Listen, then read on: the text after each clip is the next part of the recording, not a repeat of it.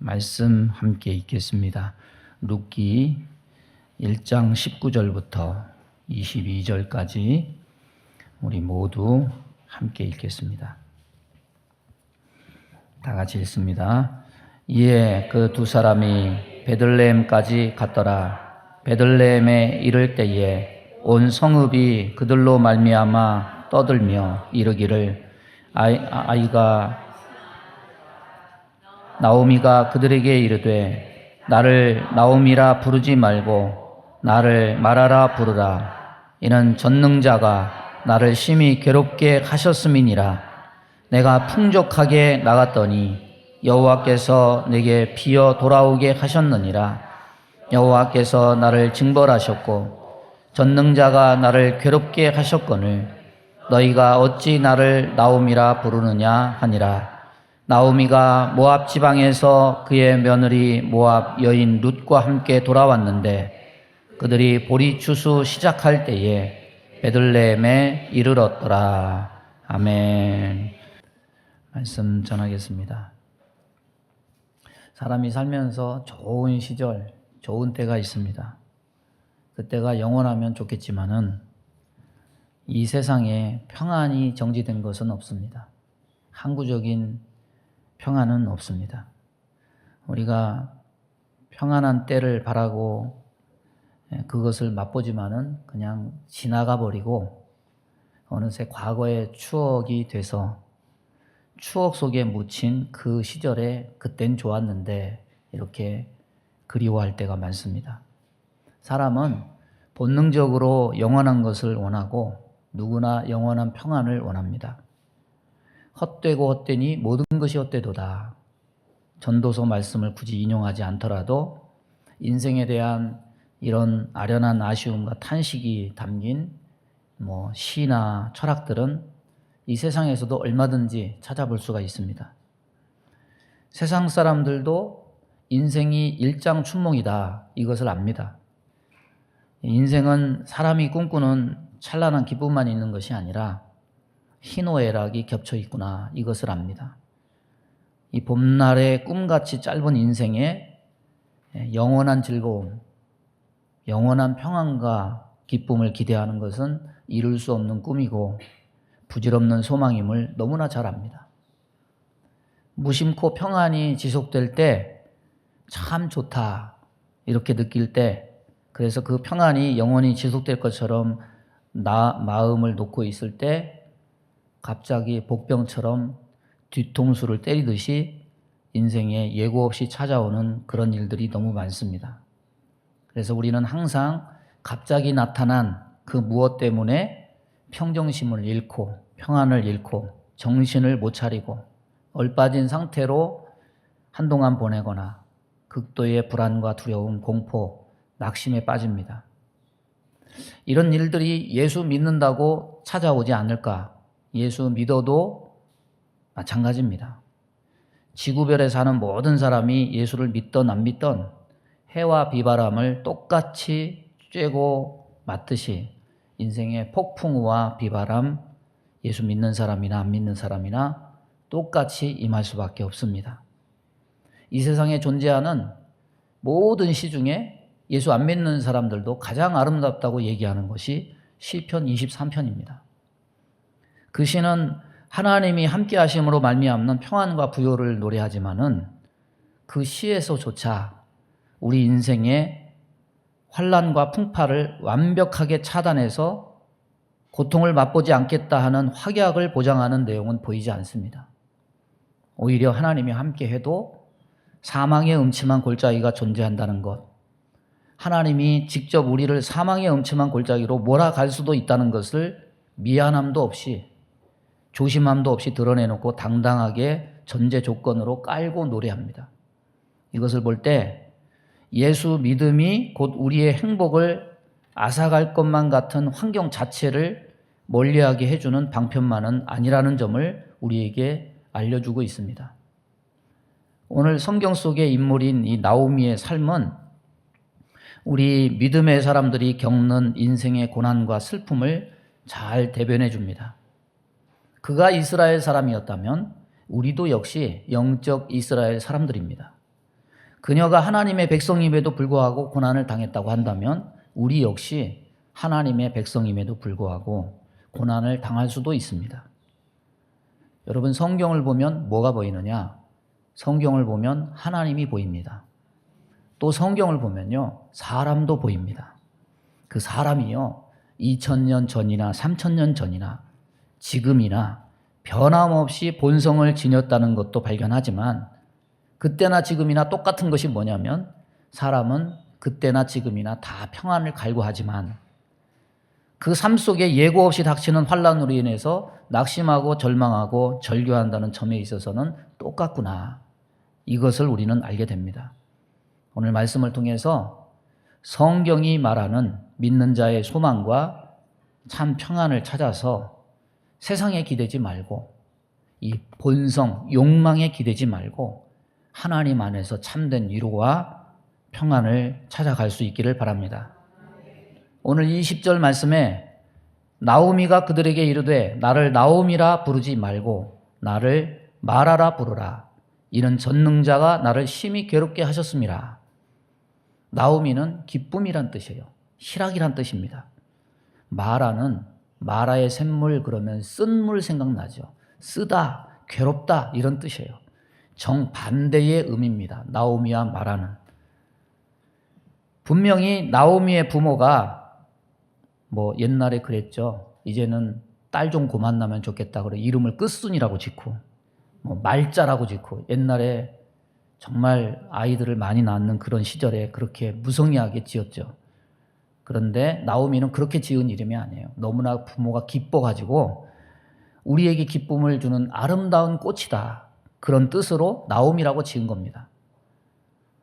그래서 그들도 딸을 간절히 바랬거나 딸을 무척 좋아하는 사람으로서 매우 기뻐했다는 것을 이름을 통해서 알 수 있습니다.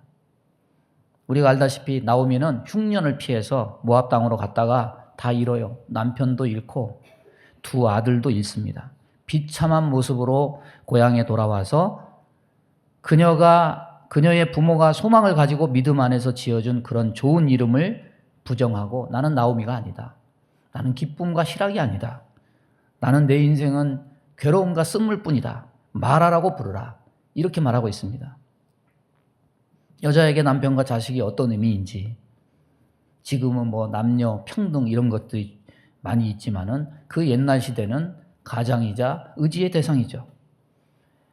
다른 나라 이민 가서 행복 찾겠다고 갔는데 다 죽고 이제는 의지할 대상이 없습니다. 기댈 곳이 없고 마음 둘 곳이 없습니다. 혼자 남은 심정이 어떠한 것인지 입장 바꿔놓고 생각한다면 부모가 그녀가 태어났을 때 기뻐하며 지어준 이름을 마라라고 바꿔 부르라. 이렇게 했다고 비난할 수만은 없습니다. 오히려 그렇게 자신을 부를 수밖에 없는 그녀의 신세를 우리는 이해하게 됩니다. 어쩌면 우리나라 정서 속에서 어머니들을 생각해 보자면 그보다 더한 광경이라도 그려볼 수 있습니다. 여러분, 사람이 죽으면 그 장례식장 가면 저는 그 예수 안 믿는 사람들이 그 관이 화로 속에 들어가기 전에 그 통곡하는 그 소리가 너무 구슬프게 들려요.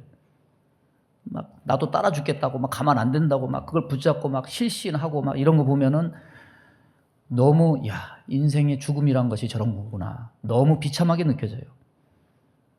그런 걸 상기해 볼 수 있다면 나옴이란 이름을 부정하고 마라라고 불렀다고 해서 그것이 너무 정도가 지나친 과한 슬픔이라고만 말할 수 없습니다.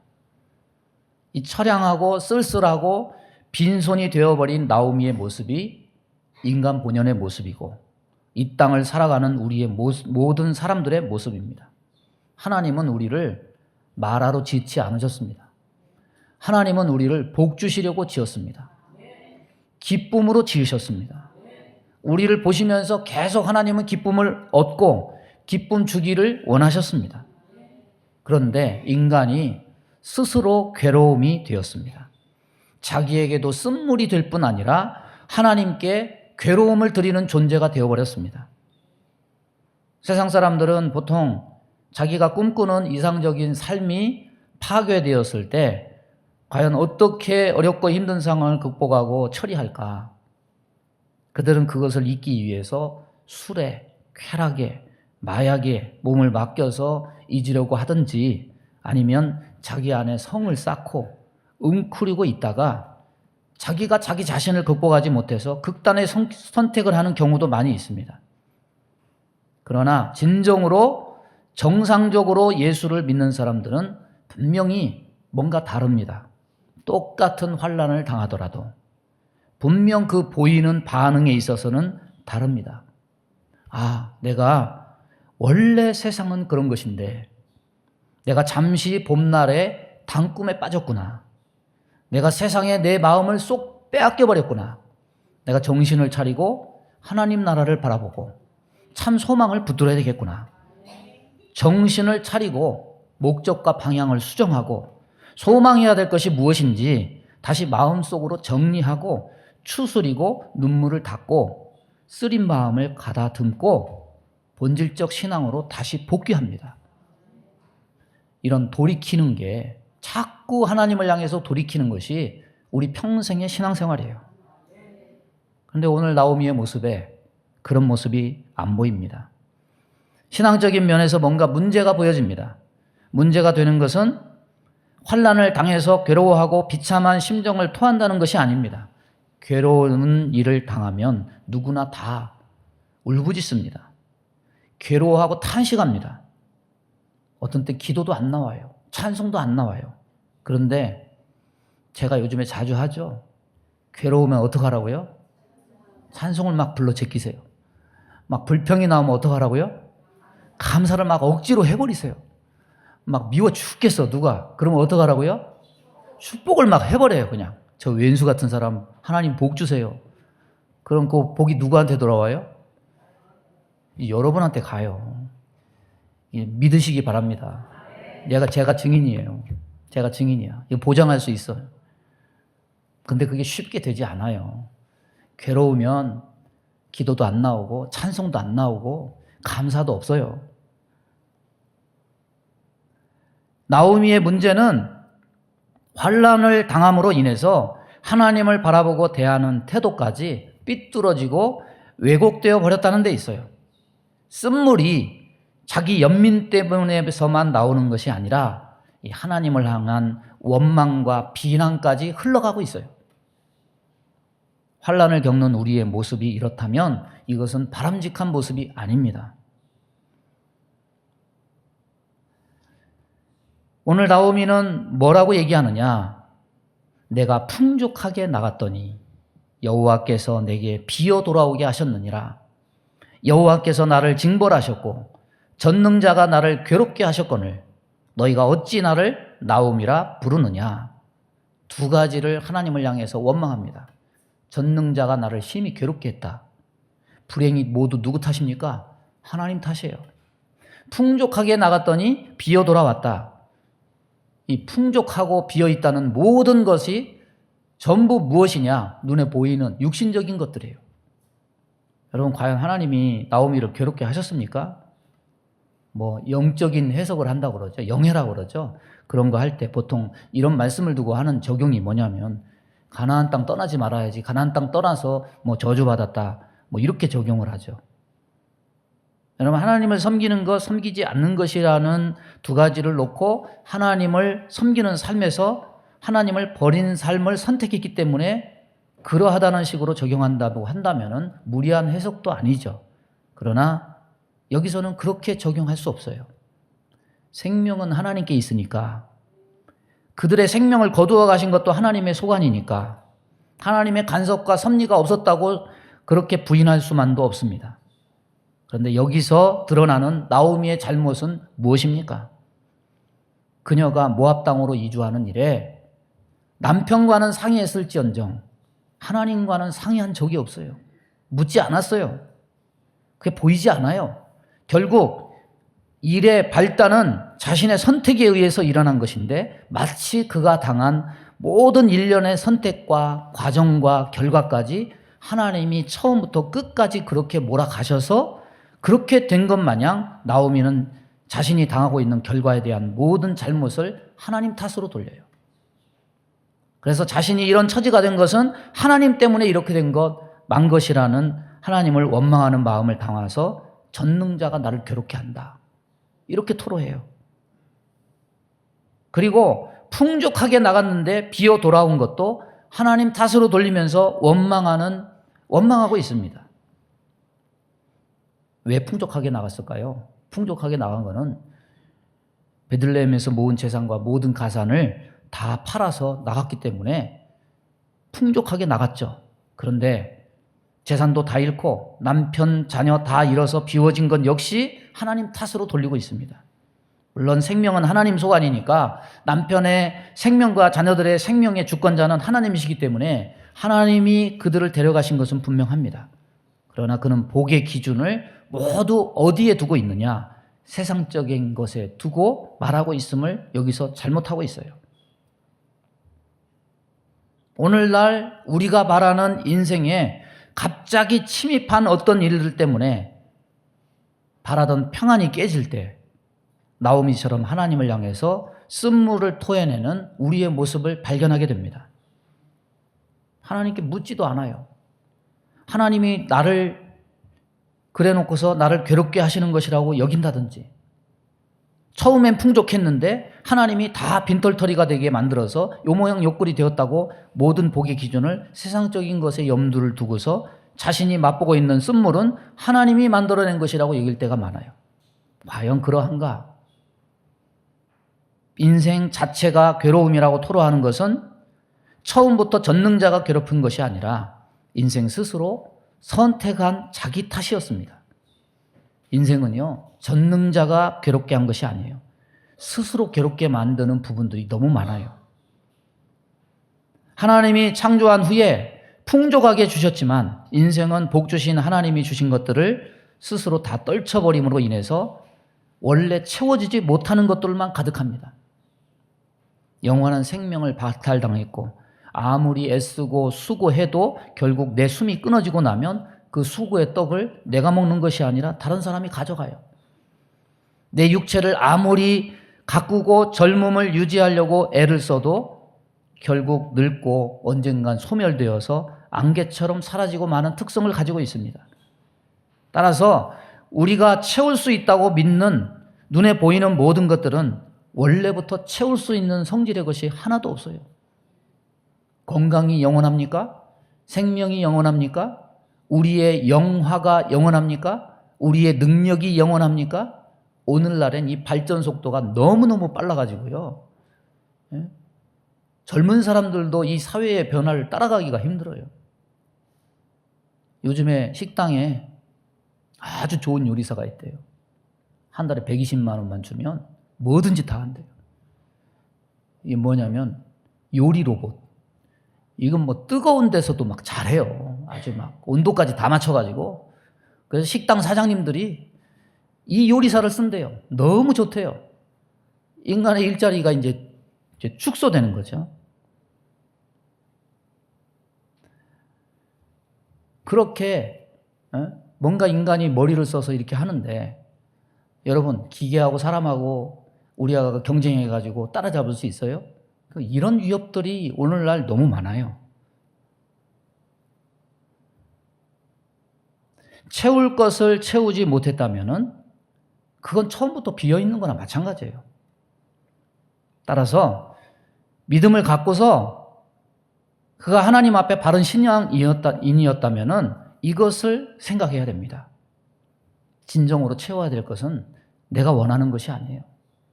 진정으로 채워야 될 것은 하나님이 주실 것입니다. 하나님이 주실 것에 소망을 두시기 바랍니다. 소멸될 것이 아니에요. 영원한 것이에요. 따라서 보겠습니다. 내가 원하는 것이 아니라 하나님의 주실 것에 소망을 두자. 소멸될 것이 아니라 영원한 것에 소망을 두자. 나오미는 그러지 못했어요. 나오미가 토한 이런 쓴물들은 이런 모든 육적인 거고 자기 중심의 그런 생각들이었습니다. 우리도 이러고 있지 않습니까? 그런데 하나님 편에서 생각해 보시기 바랍니다. 과연 나오미가 희락이 아니라 정말 쓴물인가? 하나님은 그에게 괴로움만 주시는 하나님이신가?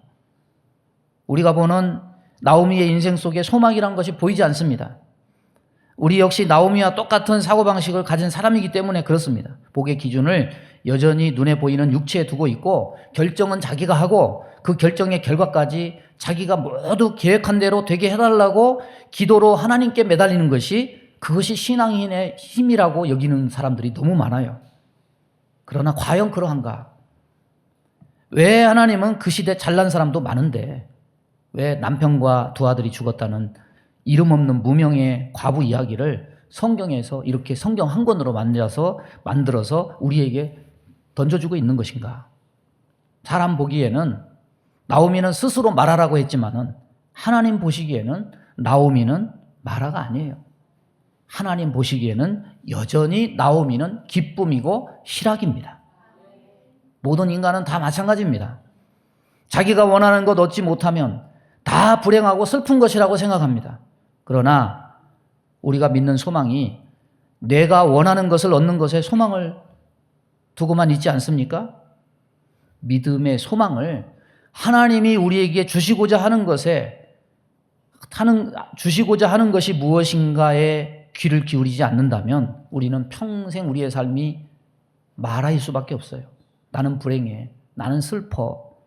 나는 마라야. 우리는 맨날 이렇게 토로할 수밖에 없습니다.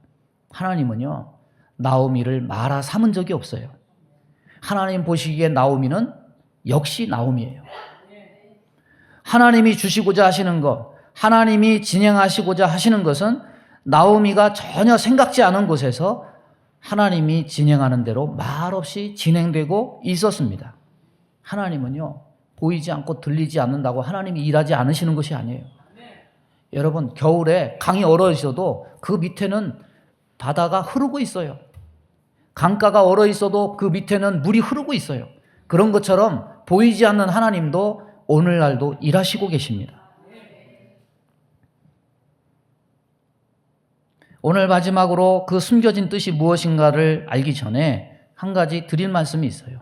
성경을 읽을 때마다 한 가지 의문이 든 사항이 있었습니다. 시대가 다른 40명이 넘는 사람이 2000년이 넘는 기간 동안에 서로 다른 시간, 다른 공간, 다른 문화, 다른 시대 속에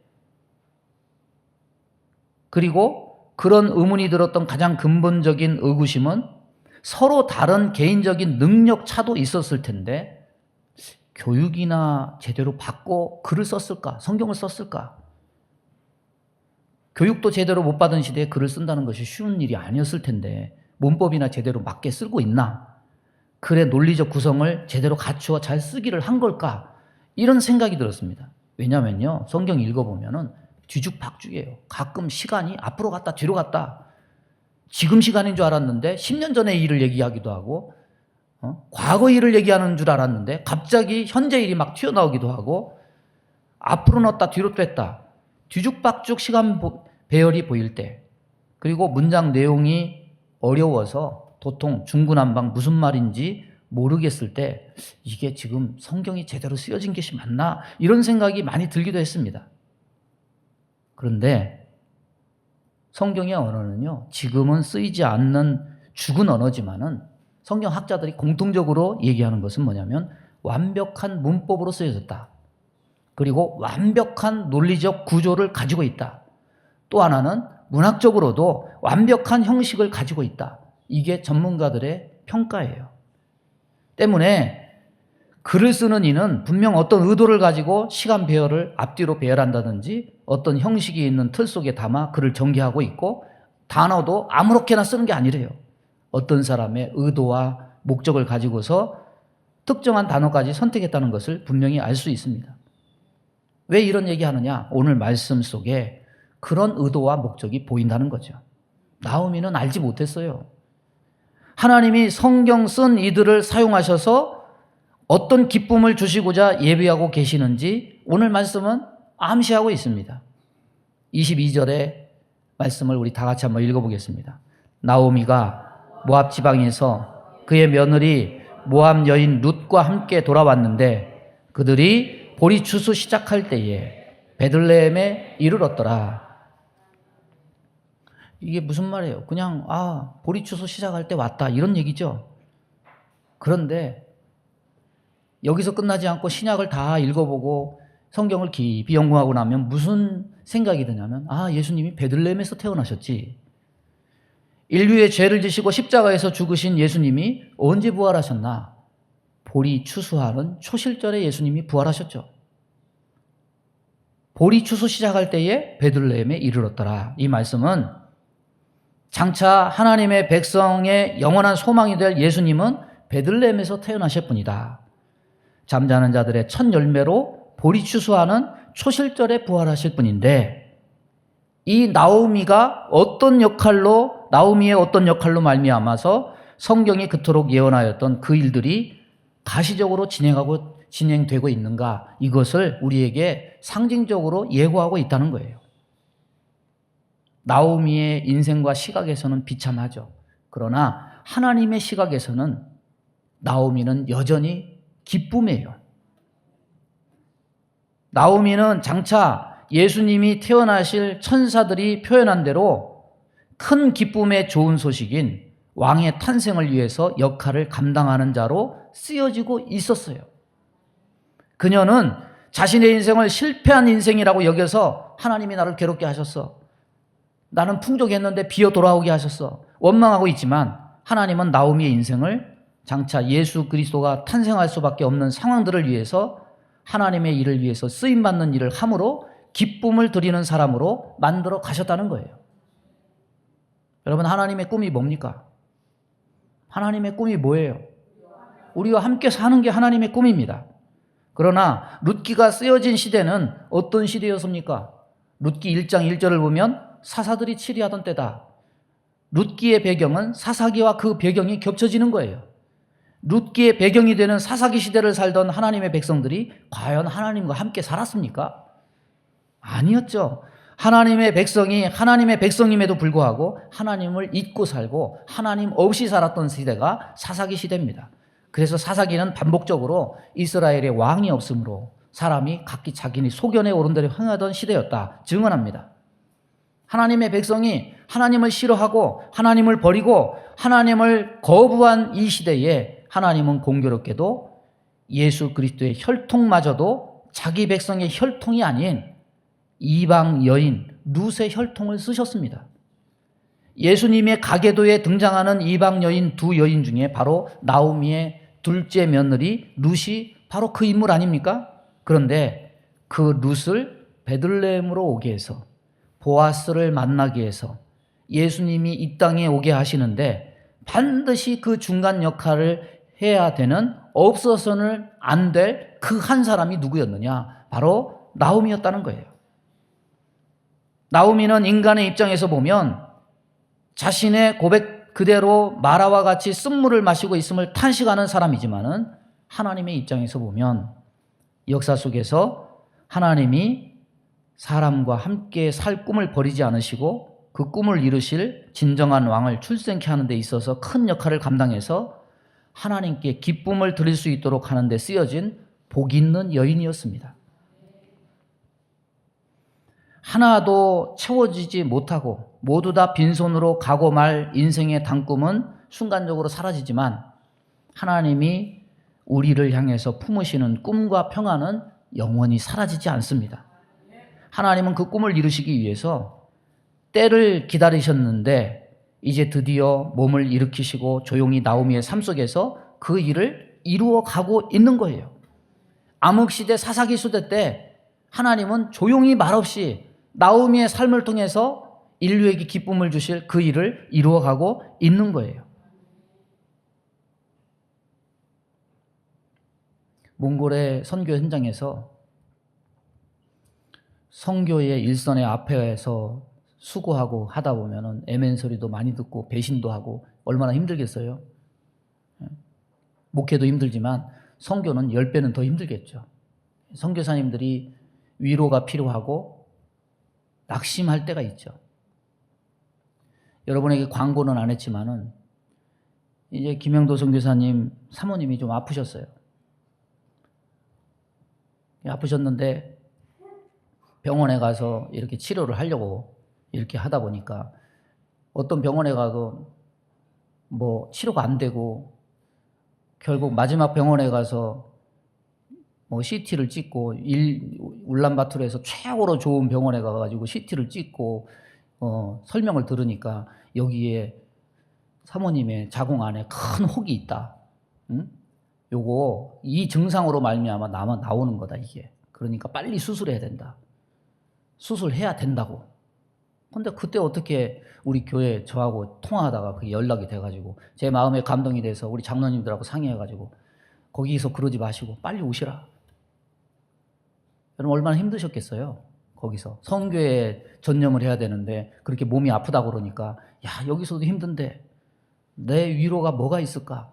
여기 오셔서 얘기하는데도 이렇게 좀 이 몽골 사람들이 과연 변할까 이런 회의적인 그런 말씀도 하시고 힘들구나 그런 생각이 들었어요. 그래서 이제 병원에 제가 예약을 다 하고 병원에 다 모셔다 드리고 나중에 이제 진료한 결과를 딱 들으니까 표정이 밝아요. 목사님 혹이 없대요. 혹이 없대요. 그 혹이 암이면 어떡할 뻔했어요. 암이면. 그러니까 어떻게 된 거예요? 마라가 사라진 거야. 그냥 다시 회복이 된 거예요. 하나님이 이런 상황 가운데 성일교회를 연결을 시켜가지고 하나님이 이것을 눈으로 확인시켜주고 선교할 힘을 다시금 찾게 해주셨구나.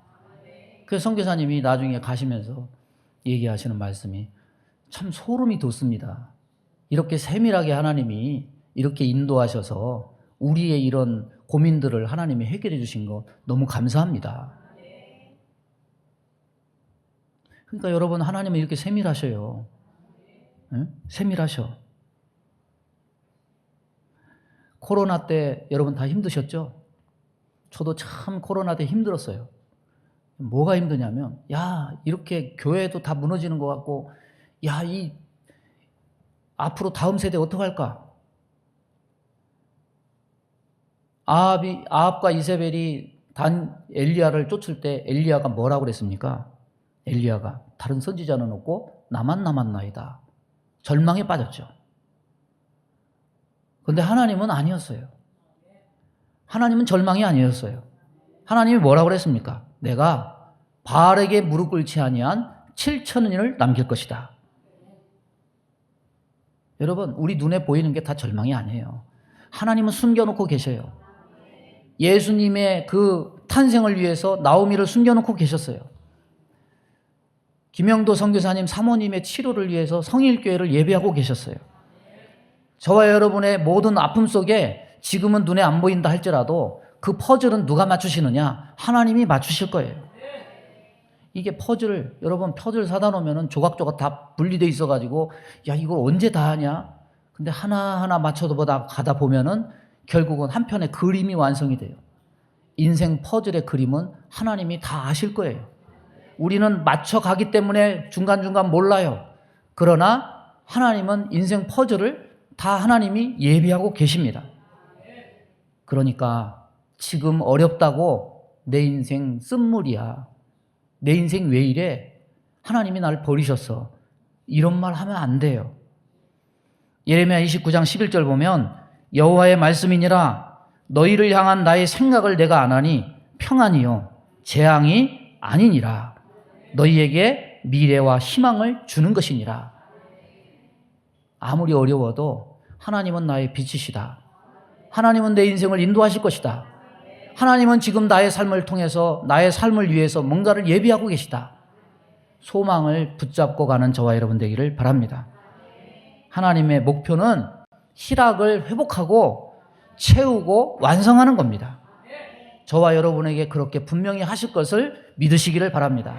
우리 주여 한번 부르고 합심하여 기도합니다. 주여 하나님 아버지 감사합니다. 오늘도 저희들에게 은혜 주심을 감사합니다. 하나님은 채우시는 하나님이심을 믿습니다. 하나님 우리의 현실 속에 어려움과 환난과 고난이 있더라도 이것을 통해서 낙심하고 좌절하지 않게 하여 주옵시고 소망을 가지고 주님을 바라보는 자들 다 되게 인도해 주옵소서. 성령님 우리를 붙들어 주시고 담대한 믿음을 허락하여 주옵소서. 소망의 하나님을 붙들게 하여 주옵소서. 우리를 나옴이 되게 하시는 하나님을 붙들게 하시고 하나님 우리의 심령을 지켜 주옵소서. 예수님의 이름으로 기도하옵나이다. 아멘. 믿음의 손을 가슴에 얹습니다. 몸이 연약한 곳에 손을 얹습니다. 하나님 아버지 감사합니다. 오늘도 어려운 인생길 살다가 이곳으로 발걸음을 인도해 주셔서 소망의 하나님을 바라보게 하시니 감사합니다. 이곳에 올 때마다 하나님이 부어주시는 은혜로 회복의 역사가 나타날 줄로 믿습니다. 절망이 희망으로 바뀔 줄로 믿습니다. 슬픔이 기쁨으로 바뀔 줄로 믿습니다. 믿는 자에게 복이 있고 하나님을 신뢰하는 자에게 이런 은혜를 주실 것을 믿습니다. 우리 마음 가운데 원망, 불평, 시기, 질투, 미움, 다툼, 이간질하며 불순종, 불신앙케 하며 불안, 조조, 염려, 근심, 두려움을 주는 모든 어둠은 다 떠나갈지어다. 아버지, 의심된 생각, 절망된 생각, 이 모든 어둠이 뿌려주는 생각들을 다 제거시켜 주옵시고 소망의 하나님을 온전히 붙들어서 끝까지 나를 나옴이 되게 하시는 그 하나님을 바라보게 하여 주옵소서. 몸이 연약한 곳에 손을 얹고 기도합니다. 손을 얹는 곳마다 보혈로 씻어 주옵소서. 예수 이름으로 명하노니 모든 병만은 다 떠나갈지어다. 아버지 하나님 성령의 불로 태워주시고 건강함을 얻어서 이 몸을 악에게 주지 말고 선한 도구로 하나님께 드려서 많은 열매, 선한 열매, 사람을 살리고 세우는 일에 쓰여지는 귀한 백성 되게 복내려 주옵소서. 예수님의 이름으로 축복하며 기도하옵나이다. 아멘.